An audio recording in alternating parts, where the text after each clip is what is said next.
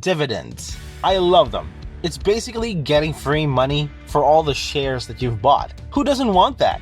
However, most dividend companies only pay out those lovely checks every 3 months. And as you may know, life doesn't follow a quarterly schedule. Every month you receive bills for everything from rent to phone expenses. Consider how different your life would be if you didn't have to worry about bills all of the time. Assume you have an investment that will cover your most significant accounts. That's financial independence in that instance. And that's what we're talking about today.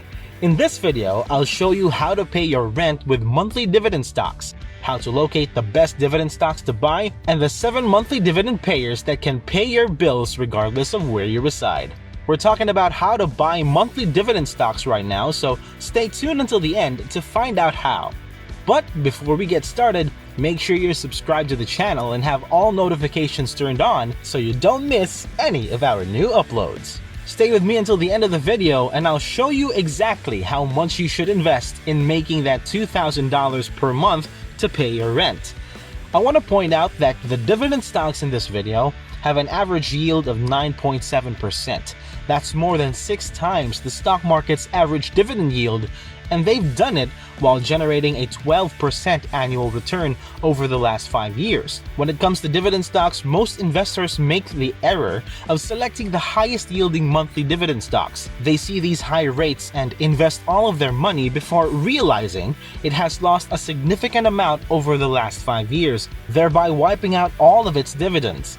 So, in this list of 7 monthly dividend stocks, I'm going to focus on stocks with high dividend yields that will supply you with the income you need, as well as firms that will create value to your portfolio over time.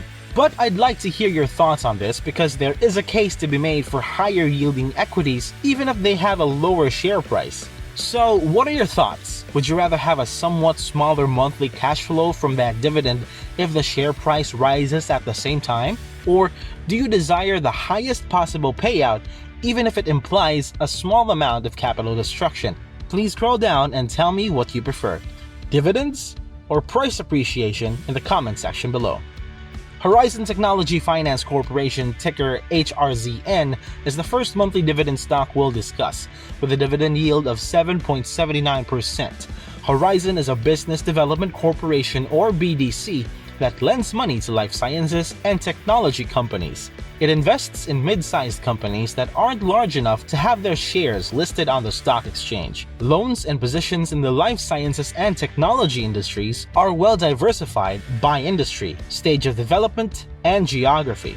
When investing in these BDCs, one of the most important metrics to look for is the average yield on their debt portfolio. That's the interest it earns from firms, and you want it to be far higher than the stock's dividend yield so you know they'll be able to keep paying those monthly dividends. Horizon's debt portfolio has a 14.6% average yield, significantly over 8% dividend, which explains why the company has produced a 16% annualized return over the last 5 years. So you'll get half of that return in the form of a cash dividend and the other half in the form of a higher share price. The Global S Nasdaq Covered Call ETF, ticker QYLD, is one of the most popular monthly dividend funds with an 11.41% dividend yield. I'll be combining a number of these monthly dividend ETFs with the stocks on our list for this one. For starters, there are a few equities that pay monthly dividends. There are just 53 equities within that monthly payment trading on US markets, but hundreds of these funds. Now that we have these dividend funds, we have access to these different investment types and assets we previously didn't have. On the other hand, these monthly dividend funds provide a level of security that you won't find in an individual stock. The funds own dozens, if not hundreds of these stocks and other assets, spreading the risk and putting money in your pocket every month. The QYLD invests in the Nasdaq 100 index tech stocks and then sells call options on them to generate money for its payouts. It has been giving out monthly payouts for more than 6 years and has returned 32% over the last year. The fund invested in huge, established tech companies like Apple, Microsoft, and Amazon for that upside potential, and then used an option strategy to generate cash flow. Prospect Capital Corporation, ticker PSEC, with an 8.92% dividend yield is another popular monthly dividend stock. Prospect is another company that specializes in business development. This one was established in 2004 and had a 16-year track record of dividends and profitability. The firm maintains a $5.7 billion portfolio of 122 investments in firms across 39 industries, with a portfolio yield of 9.9%. That's more than enough to cover the dividend yield on the company, which has helped it earn a 13.3% annual return over the last 5 years. So here's another dividend stock where you can get a high dividend yield while also watching your portfolio develop and perhaps pay you more dividends in the future. Since its IPO in 2004, Prospect has paid out a total of $18.6 per share in dividends, totaling more than $3.3 billion, and the payout continues to rise. The goal of these BDCs is to operate as a bank and an investor in these mid-sized businesses, manage their assets, and return 90% or more of earnings to investors as cash flow. Now, I'm not going to drop 7 dividend stock selections in your lap and call it a day, leaving you to fend for yourself in this video. There are 4 more dividend stocks left, but I'll show you how to find monthly dividend stocks and what to look for so you don't get caught in dividend traps like dividend reduction and stock price drops. First, you should pay attention to 3 elements when studying dividend stocks: the payout ratio, dividend yield, and total return. The dividend yield is the amount of money a stock pays out each year divided by its current price. Even stocks that pay out monthly dividends are always shown as an annual percentage. For example, the Aberdeen Income Credit Fund, ticker ACP, pays out $1.2 per share over a year, resulting in a return of 10.3% when divided by the share price. But keep in mind that this is on an annual basis. If you own that fund, you'll get a monthly dividend of $1.2 divided by 12, or 10 cents per share. The payout ratio, also known as distribution coverage, is more difficult to determine but equally crucial. This is the amount of income or cash flow used to pay the dividend. It's the annual dividend divided by the earnings per share for regular stocks. For master limited partnerships, REITs, and business development companies, on the other hand, it's going to be the dividend divided by their distributable cash flow. I realized I just used a lot of jargon at you. Even yet, all of these dividend-paying stocks will list that number on their financial filings, and most investing platforms will have it. And it's crucial because a firm that pays out more in dividends than it earns can't keep doing so indefinitely, and that's where the dividend reduction will cause problems. Finally, before we return to the list of monthly dividend stocks, we must examine the stock's total return. You can do this by looking at the stock chart over the past 5 years, or better yet, go to Yahoo Finance and click on the historical data page. You can now shorten the table by changing the time period to 5 years and then the frequency to monthly prices.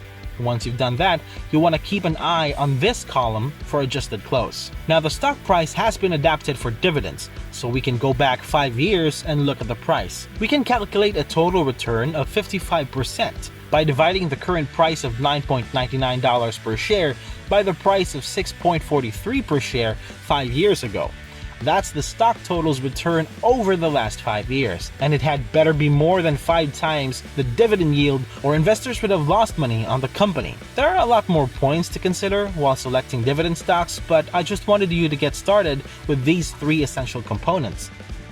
The Aberdeen Income Strategies Fund, ticker ACP, and its 10% yield are next on our list of monthly dividend stocks. The fund has about $300 million in assets spread over short-term bonds, loans, and enterprises in the United States, the United Kingdom, and Europe, as well as non-investment grade credit ratings. Consumer discretionary financials and telecom services are overweighted in the investment portfolio.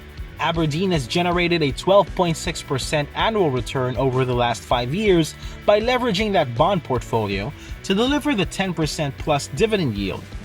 Now, I'm not usually a fan of closed-ended funds because of the leverage and costs, but Aberdeen is well managed and the record speaks for itself. The Saving Royalty Trust, ticker SPR, is next, with a dividend yield of 9.2%. The savings has a 2 million acre oil and gas portfolio across Florida, Louisiana, Mississippi, New Mexico, Oklahoma, and Texas. The asset's reserves will last at least another 8 to 10 years. The parent firm is always looking for fresh opportunities. Oil prices have recovered from last year's lows. Still, they remain significantly below pre-pandemic levels. The stock is 20% below its 2020 high, leaving plenty of space for growth. As output rises and crude prices stabilize, allocations in March and April are now 39% higher than in the first 2 months of the year. As a result, this one may give a more significant yield throughout the year. DYNEX Capital, ticker DX, is next, with a solid 10.6 dividend yield and upside potential. DYNEX is a mortgage REIT, implying that rather than owning the homes, it invests in mortgages and profits from the differential between long-term rates and short-term borrowing costs. Most of its loans are agency residential and commercial loans backed by one of 3 government agencies: Fannie, Freddie, and Ginnie Mae. So, for the most part, these are solid loans. The net interest spread is perhaps the most crucial factor to watch when it comes to mortgage REITs. This is the difference between the amount the company receives from those loans and the amount it pays out on this short-term loan. The good news is that the spread increased from roughly 1.5% to 2% in the second quarter of 2021, indicating improved profitability for the company. Now, mortgage REITs also tend to be more volatile than traditional REITs that own the properties themselves. Nonetheless, they pay greater yields too. At 0.94 times book, shares trade at little under book value, which is close to the stock's long-term average. Now, like some of these other monthly payers, there isn't likely to be a significant price increase here. However, you can bank on that 8 to 9% dividend every month. Another fund with an 11.3% dividend yield is the High Income Securities Fund, ticker PCF. BDCs, special purpose acquisition firms, and other income investments are part of the fund's portfolio. It then uses the closed-end funds leverage to generate larger income yields. Over the last 5 years, the fund has earned a 10% annual return by paying nearly all earnings as dividends. So, you'll have a bigger cash flow, but maybe a little less price appreciation with this one. In a cash portfolio such as the one we're aiming to build here to pay the bills, having a good mix of equities with greater dividend yields and those with lower yields but better growth potential is essential. Okay, so you develop a monthly schedule.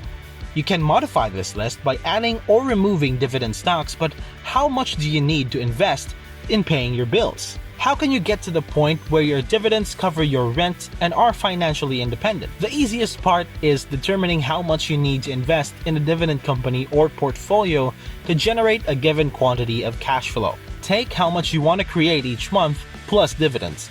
For example, if you're meeting that $2,000 rent, multiply that number by 12. And because stock dividend yields are calculated on an annual basis, it's easy to figure out how much you'll need during the year. You then divide that number, in this case $24,000 a year, by the annual dividend yields on your stock portfolio, your dividend portfolio, or monthly dividend portfolio, which has an average gain of 9.7%, more than 6 times the average yield on the stock market. You get just over $247,000 in investment to have your stocks pay your rent from now until you're renting topsoil instead of an apartment. Now, hold on. I know what you're saying. Are you telling me that to make $24,000 per year in dividends, I'll need to save about $250,000? Well, you can't expect to save a couple of grand and have the market shower you with easy cash. I'm not here to blow smoke up your ass and promise you unicorns and rainbows, but consider this for a moment. Let's assume a 10% yearly return and a monthly investment of $500. You'll be able to save that much in 15 years. That's less than half the time most people work, and $1,000 per month will get you there in less than 10 years.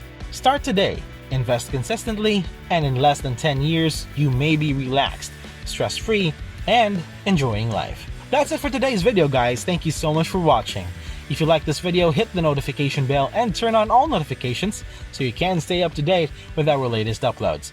See you guys in the next one, and remember, keep living life bullish.